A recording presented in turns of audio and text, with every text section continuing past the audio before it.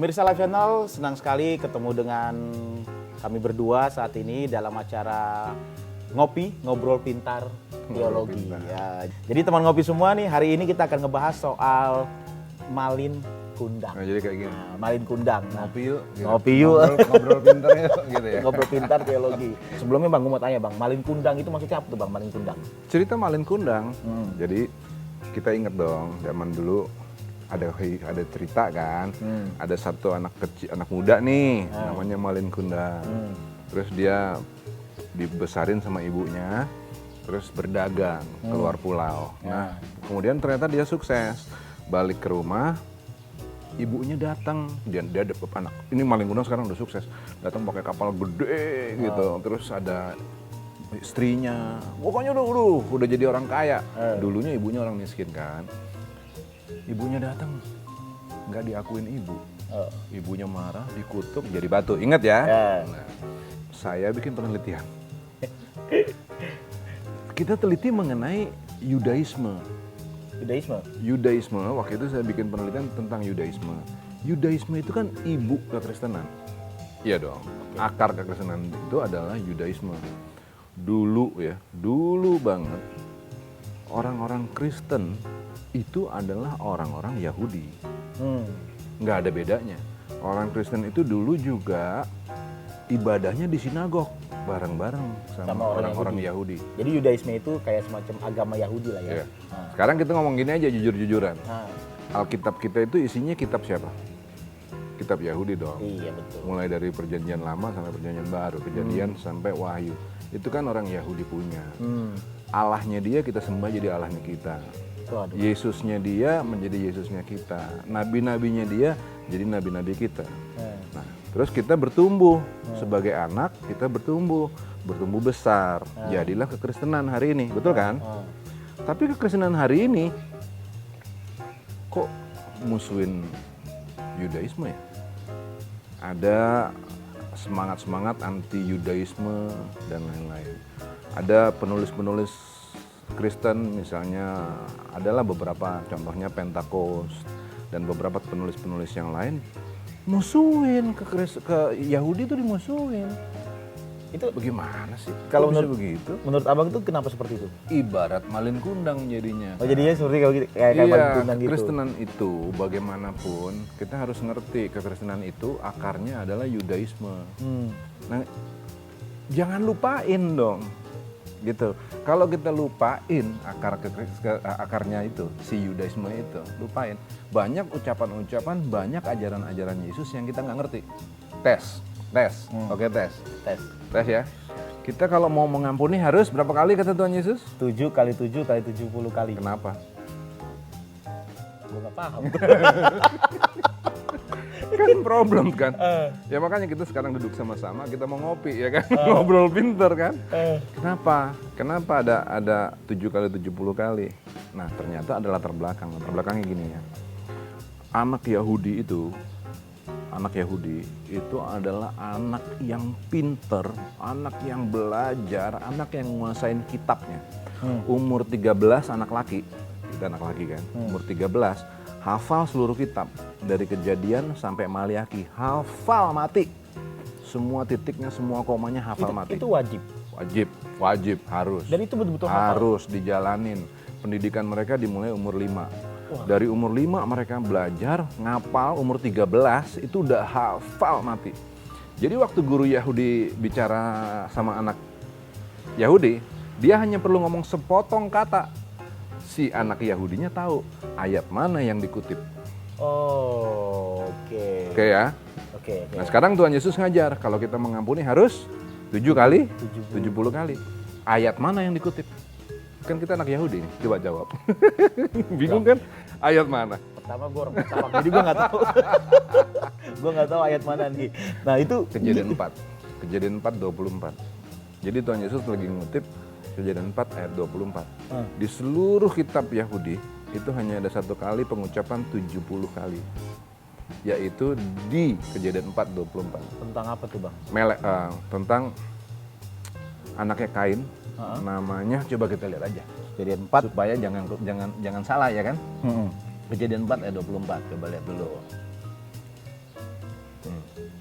Sebab jika Kain harus dibalaskan 7 kali lipat, maka Lameh 77 kali lipat. Lameh. Ada satu keturunan Kain, keturunan Kain namanya Lameh. Nah dia bilang begini, kalau kamu berurusan sama bapakku Kain, bapak tuh galak, bapak Kain ini galak, kamu pasti mati, adiknya jadi bunuh, ya kan? Iya. Tapi kamu berurusan sama aku, kamu 70 kali lebih mati. Sehingga kalau kita mengampuni, kita harus mengampuni untuk memberi hidup. Jangan seperti Lameh. Lameh membunuh untuk membinasakan. Kalau kita mengampuni untuk memberi hidup. Jadi maksudnya itu Dia. ketika kita harus memberikan pengampunan 7 kali 70 kali 70 kali itu artinya pengampunan kita itu Untuk memberi hidup. wow, Gitu. Oke. Kita orang Kristen punya pemikiran sendiri. 7, kenapa 7 kali 70? Karena terbatas 7 biasanya. tidak terbatas. Karena 7 angka kesempurnaan Allah. Sempurnaan Allah. Pemikiran yang bagus. Tapi- Mirip-mirip, ujung-ujungnya hasil pengertiannya juga sama, mirip-mirip kan? juga. Tapi kalau kita bisa ngerti dasar budaya Yahudinya, kan jadi lebih, oh gitu, kan ada begitunya kan? Jadi kita lebih gampang Kita nalarnya kita jadi punya apresiasi gitu loh. Kita jadi, oh ada yang kita belum ngerti. Oh gitu loh, ada rasa kagum. Nah, rasa kagum seperti ini kita butuhin. Makanya Amsal bilang bahwa takut akan Tuhan adalah awal dari pengetahuan. Takut itu pakai kata ire, yang artinya kagum. Jadi kekaguman itu hanya bisa terjadi kalau kita belajar. Jadi kalau kita dalemin budaya Yahudi, kita ngerti bagaimana Yahudi itu, kita punya kekaguman terhadap budayanya, kekaguman kepada Allah, kekaguman kepada firman Tuhan. Di situ kita bertumbuh. Kalau kita nggak punya ini, terus kita nganggap Yahudi itu pasti jelek, Yahudi itu kurang keren dan lain-lain, nggak ada kekaguman. Yang ada cuma ada kesombongan.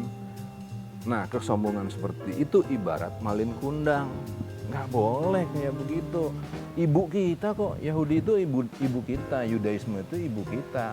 Jangan begitu aja diabaikan, nggak boleh, nggak sehat. Gitu loh, maksudnya gitu. Contoh ya, nih ada tulisan dari Frederick Farrar. Banyak hal telah ditulis belakangan ini yang memuji-muji Talmud. oke. Kan sastra Yahudi itu kan, Sastra tulisan Yahudi kan. Saat ini literatur yang diberi nama Talmud itu terdiri atas 12 volume tebal seukuran folio. Bahwa apa yang benar-benar berharga dalam Talmud sangat sedikit sekali dibandingkan dengan tumpukan sampah di dalamnya. Anggap sampah ya. Sekarang kita lihat ajaran Tuhan Yesus. Hari Sabat, kata Tuhan Yesus, hari Sabat diadakan untuk manusia dan bukan manusia untuk hari Sabat. Markus 2 ayat 27. Betul. Itu Talmud.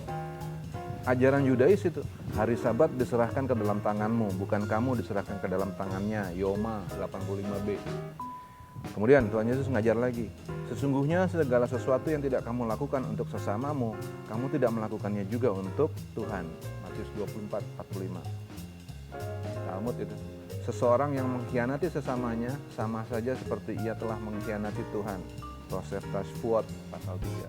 Dan banyak lagi yang lain, banyak banget nih, banyak banget. Ini baru sepotong lagi. Berarti ajaran Yesus justru sangat dekat dengan Yudaisme ya? Yang Tuhan Yesus ajarkan Yudaisme.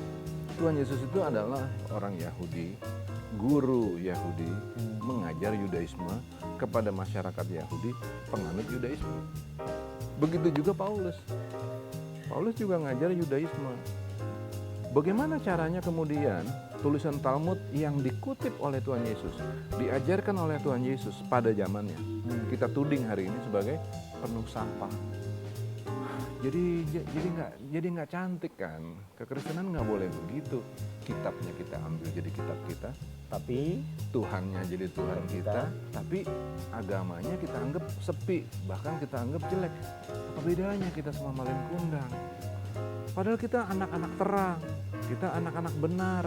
Anak-anak benar itu harus menghargai orang tuanya, termasuk akar pendidikan agama kita. Kuasai, jangan ada yang nggak kita kuasai, gitu loh. Nah makanya hari ini kita jadi ngobrolin mengenai itu. Penting banget. Dalemin, pikirin apa ya? Ingat deh maksudnya, ingat di dalam pikiran kita bahwa kita ini orang benar. Jangan mau jadi malin kundang. Jangan jadi malin kundang. Hargai orang tua kita itu yang kelihatannya sederhana itu, tapi nggak sederhana sama sekali, nggak sederhana. Contoh lagi ya. Sebab itu janganlah kamu khawatir akan hari besok. Karena hari besok mempunyai kesusahannya sendiri. Ini perkataan Tuhan Yesus ya. Matius 6:25. Ajaran Yudaisme setiap hari mempunyai kesusahannya sendiri. Berakot 9b. Itu dikutip dari Yudaisme ya. Semuanya. Semua yang Tuhan Yesus ajar itu selalu diambil dari Yudaisme. Nah, itu nanti pemikir-pemikir Kristen akan bilang begini. Dia bilang gini. Ajaran Tuhan Yesus itu baru sama sekali. Yang benar. Enggak lagi. Semua yang diajarkan oleh Tuhan Yesus itu adalah karya mereka, karya Yahudi. Nah, ada peneliti namanya John Degard dalam bukunya Our Lost Legacy, Christianity's Hebrews Heritage.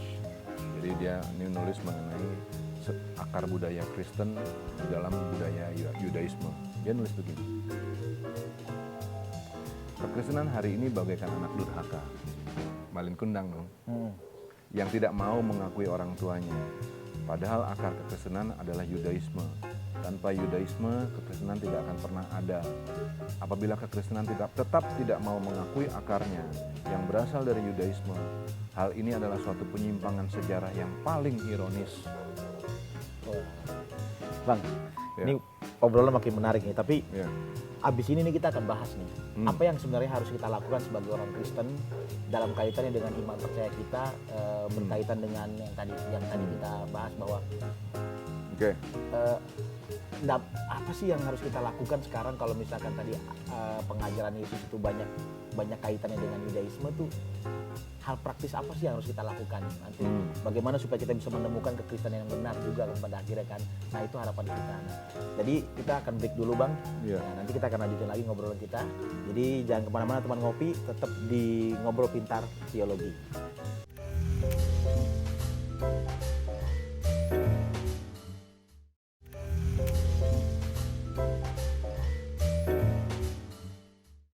Kembali lagi di Ngopi, Ngobrol Pintar Teologi. Jadi sekarang kalau praktis ya Bang, kalau misalkan kita nih buat teman ngopi di rumah nih yang sedang menyaksikan program ini, bagaimana kita harus bersikap supaya kita bisa memiliki pemahaman yang benar, yang utuh, yang tepat soal kekristenan yang diajarkan oleh Yesus. Oke. Mumpung kita lagi ngobrol pintar, kita mesti ngerti dulu konsep baru nanti kita ngomong praktisnya. Oke, gimana ya? konsepnya? Nah konsepnya gini loh. Untuk bisa musuh dari orang benar. Nah, gini. Kita ini orang percaya kan? Iya. Tapi kita nggak boleh cuma sekedar percaya loh. Kita harus menjadi orang benar. Bahkan bukan hanya orang benar, kita harus menjadi orang ideal. Masyarakat surga, ini ideal nih. Jadi kita percaya itu langkah pertama, habis itu menjadi orang benar. Orang benar nanti dibentuk menjadi manusia ideal yang adalah masyarakat surga. Ya. Nah, untuk bisa ngebentuk orang dari percaya menjadi benar, menjadi orang surga, makhluk surga, menjadi orang yang beretika surgawi, itu yang dibutuhin apa? Pendidikan ya. Jadi musuh dari orang berubah dari percaya benar menjadi orang surga, musuhnya apa? Kebodohan. Orang kalau nggak ngerti firman, orang kalau bodoh nggak bisa dibikin benar. Bagaimana mau dibikin benar? Makanya nanti ada guru Hillel. Guru Hillel ini guru-guru super gurunya Yahudi pernah nulis begini, an ignoramus cannot be righteous. Orang bodoh tidak bisa benar. Orang bodoh tidak bisa benar. Oke. Rada ekstrim dia ngomongnya. Orang bodoh tidak bisa benar. Kenapa? Bukan karena si bodoh tidak pengen benar. Siapa yang nggak kepengen benar? Semua orang kepengen benar. Problemnya adalah mereka tidak tahu, nggak ngerti apa arti benar. Benar itu apa? Problem kan? Benar itu apa? Jadi harus pintar. Untuk merubah orang Israel yang tidak berpengetahuan, bangsa budak, menjadi umat pilihan dalam perjanjian baru, Allah membentuk luar biasa. Perjalanan padang pasir 40 tahun, itu kan isinya pendidikan. Bangsa yang gak kenal siapa Allah. Allah janji, aku akan membawa kamu dengan tanganku yang kuat, tangan yang memberi kemenangan. Gitu kan? Iya. Apa susahnya untuk Allah bawa mereka dari Mesir pindah langsung ke tanah perjanjian? Sekejap aja Simple. bisa. Kenapa harus 40 tahun? Iya. Dalam 40 tahun itu Allah membentuk.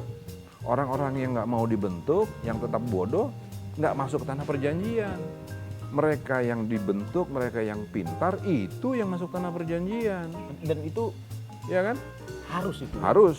Nggak bisa enggak. Di Ulangan 6 ayat 4 dikasih tuh fondasinya sama Musa dengan syahadat mereka. Shema Yisrael Adonai Elohenu Adonai Echad. Itu perintah untuk belajar. Maka nanti di Ulangan 6 itu ditulis, kamu harus mengajar anak-anakmu. Dari masa ke masa, setiap saat, kapanpun harus mengajar terus. Baik mereka duduk, mereka berdiri, dalam perjalanan, terus belajar. Ulang, dan ulang. Pendidikan. Nanti di tanah perjanjian juga begitu. Mereka terus belajar, terus. Puncak pelajaran terjadi pada saat misalnya Maria ketemu sama Gabriel. Maria, kamu akan melahirkan. Ya, melahirkan. Anakmu itu akan disebut sebagai anak Allah. Betul. Terjadilah menurut kehendakmu.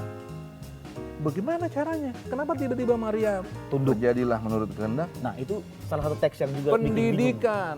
Oh. Itu ada konteks perjanjian lamanya, ada konteks Yudaismenya. Yang mana Maria pada saat itu pasti mengerti betul. Jadi pada saat malaikat itu berbicara, dia ngerti. Oh, itu ngomong mengenai bagian teks yang ini. Terjadilah menurut kehendakmu.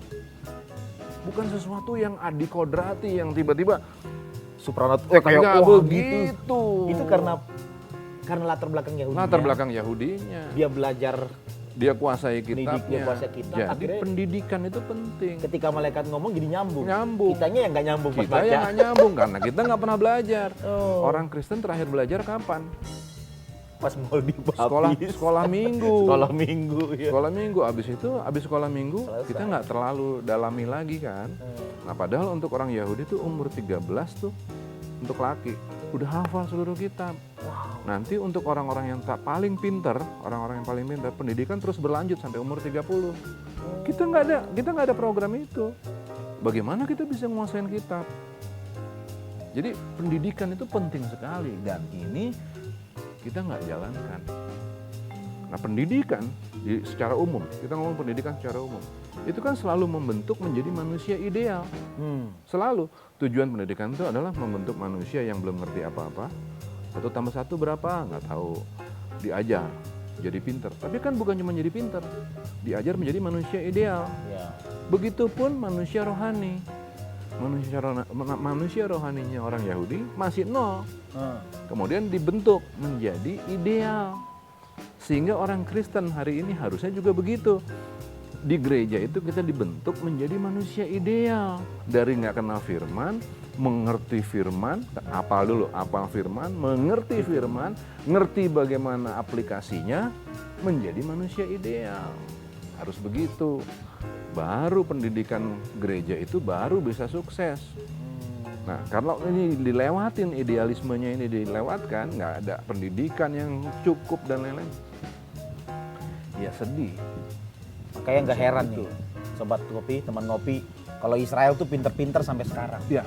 Nggak heran. Iya. Ternyata mereka tuh punya DNA sebagai bangsa yang suka belajar. Iya. Bangsa, boleh dibilang bangsa buku, bangsa berpendidikan. Iya. Ternyata gara-gara itu ya. Gara-gara memang mereka perintahnya perjanjian lama itu adalah belajar. Jadi inti dari perjanjian lama tuh ya, sebetulnya terletak pada salah satunya belajar. Belajar itu harus nggak boleh berhenti. Kalau mereka nggak belajar, mereka nggak akan bisa nemukan bahwa Yesuslah Mesias. Coba, siapa yang nemuin bahwa Yesus adalah Mesias? Apakah orang Kristen? Bukan. Orang Yahudi. Yahudi. Bagaimana mereka bisa nemukan? Oh ini loh Mesias itu. Kalau nggak pakai belajar, bagaimana caranya? Belajar. Jadi tujuan pendidikan orang Yahudi, tujuan hidup orang Yahudi adalah belajar. Sampai hari ini, makanya mereka pintar-pintar kan. Begitupun masyarakat gereja, masyarakat gereja tuh haruslah menjadi masyarakat yang terpelajar. Hanya dengan belajar, maka kita ngerti. Tadi ya, kita jadi ngerti sekarang, lewat belajar, lewat ngobrol-ngobrol ini kan. Apa maksudnya mengampuni? 7 kali, 70 kali. Lewat belajar kita, oh gitu kan. Sama, banyak lagi yang lain yang nunggu kita temuin supaya kita ngomong gini, oh gitu. Kalau itu kita temuin, Alkitab menjadi exciting. Sekarang Alkitab tuh terus terang aja, kurang seru kan? Karena nggak dipelajari. Isinya Obat tidur paling mujarab apa? Alkitab. Sedih kan? Dan yang paling ironis juga Iya. adalah ketika Iya. kita dengar tiap minggu di gereja pun berita soal Alkitab ya itu lagi gitu. Iya, karena memang isi dari perjanjian lama itu salah satunya adalah belajar. Jangan biarkan diri kita menjadi bodoh, nggak boleh. Dan bodoh musuh dari kebenaran. Musuh dari kebenaran, karena orang nggak bisa benar kalau nggak pintar, gitu. Jadi kalau tanya tadi, praktisnya gimana nih supaya kita nggak jadi malin kundang? Ya. Praktisnya apa? Belajar. Belajar. Sekarang ya, apa sih yang nggak kita pelajarin? Betul. Apa juga kita belajarin? Semua. Nah, Oke. Harapan anak muda sekarang tuh banyak yang kepengen jadi YouTuber ya kan? YouTubers ya kan. Emang kita ngerti gimana caranya jadi YouTuber 5 tahun yang lalu, Ya. 10 tahun yang lalu? Kita nggak ngerti kan? Gimana cara ngambil gambar yang menarik, berapa lama, segala macam kan? Bagaimana jadi orang jadi YouTuber? Kenapa ada begitu banyak orang yang sukses jadi YouTuber? YouTubers. Karena dia belajar, Terus. iya kan?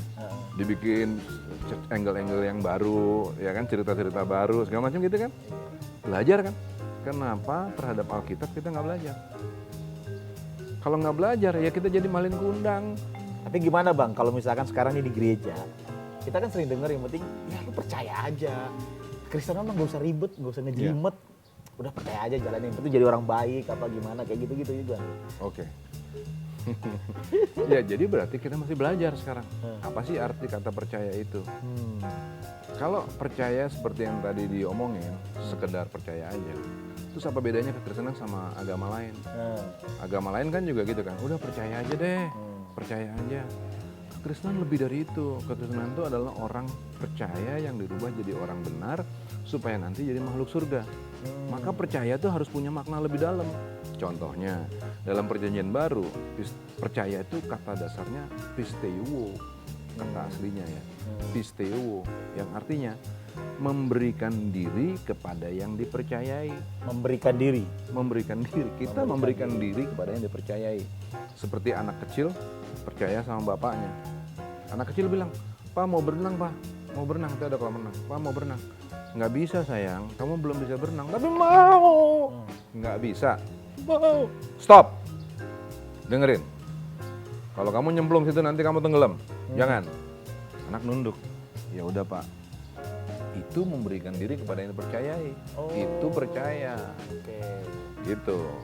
Bukan percaya sekedar ya udah besok pasti ada nanti sore pasti jadi malam.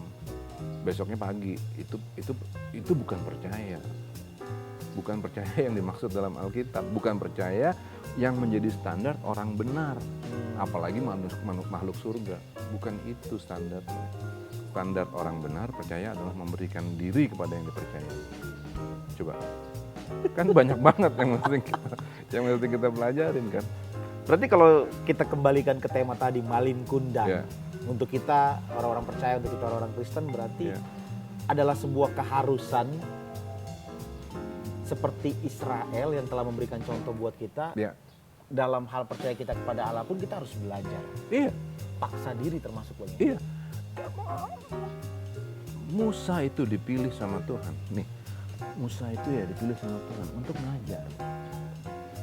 Di Kejadian 18. Sebab aku telah memilih dia supaya diperintahkannya kepada anak-anaknya dan kepada keturunannya supaya tetap hidup menurut jalan yang ditunjukkan Tuhan dengan melakukan kebenaran dan keadilan dan supaya Tuhan memenuhi kepada Abraham apa yang dijanjikannya kepadanya. Allah memerintahkan Abraham supaya Abraham menjadi pendidik. Dan itulah yang dibuat sama Abraham. Nanti dibuat juga kepada Musa. Musa bikin itu juga. Mendidik bangsa pilihan supaya punya kualitas hidup yang membanggakan. Kan begitu. Kenapa hari ini gereja atau banyak orang gereja sekedar senang menjadi orang baik? Yang dituntut bukan orang baik, yang dituntut adalah makhluk sempurna yang pantas untuk hidup bersama dengan Allah di dalam kekekalan. Makhluk sempurna. Seorang bilang gini, tapi kita nggak bisa sempurna, lihat kan? Bandel terus kan? Oke, mungkin kita nggak nyampe level sempurna, tapi seenggaknya kita dalam perjalanan, tahu? Dalam perjalanan menuju kesempurnaan. Jatuh bangun, coba lagi, coba terus. Jangan kita bilang, nggak mungkin kita sempurna. Terus mau ngapain kalau gitu? Mau diem aja di sini gitu? Kan nggak bisa. Kita kan harus jalan terus kan. Jangan berdebat soal nggak bisa, nggak bisa. Wah, thank you banget nih, Bang. Jadi kita nih, teman-teman, tadi kita belajar soal malin kundang, ya, soal malin kundang di episode pertama kita ini di program Ngobrol Pintar Teologi, soal malin kundang. Jadi ada point of view yang bisa kita dapat. Yang pertama, kita sebagai orang Kristen nggak boleh melupakan root kita, akar kita, bahwa kita adalah kekristenan itu ada irisan dengan keyahudian, dengan Yudaisme. Terus yang kedua, ada banyak pengajaran di dalam ucapan Yesus, di dalam apa yang Yesus sampaikan kepada pendengarnya waktu itu, Bang. Itu banyak banget dari boleh dibilang dari ajaran Yahudi, dari Yudaisme. Dan kita untuk bisa memahami perkataan Yesus, untuk kita bisa meniru teladan Yesus, maka mau nggak mau kita harus paksa diri untuk belajar supaya kita bisa semakin mengerti apa yang Yesus maksudkan di dalam Alkitab. Nah, itu dan belajar tadi apa? Dan belajar musuh itu, dari orang dan bodoh itu. Nah, kalau kita nggak mau belajar, kita jadi orang bodoh, dan bodoh itu musuh dari kebenaran. Nah, jadi sebenarnya pada prinsipnya Tuhan tuh menginginkan orang-orang pintar, ya, Bang. orang pintar. Jadi tapi bukan berarti pintarnya itu harus S2, S3 apa kayak butuh profesor, itu harus juga, tapi tujuannya sebenarnya rohaninya sama pikirannya selevel. Jadi itu sebenarnya, teman-teman, kenapa kita bahas tema malin kundang. Nah, inilah dia, kita udah ngulik sedikit. Memang waktunya nggak banyak nih, Bang. Kok cepet banget selesai ya? Jadi teman ngopi, kita udahan aja untuk episode pertama ini. Sampai ketemu lagi di episode berikutnya dalam program kita Ngopi, Ngobrol Pintar Teologi.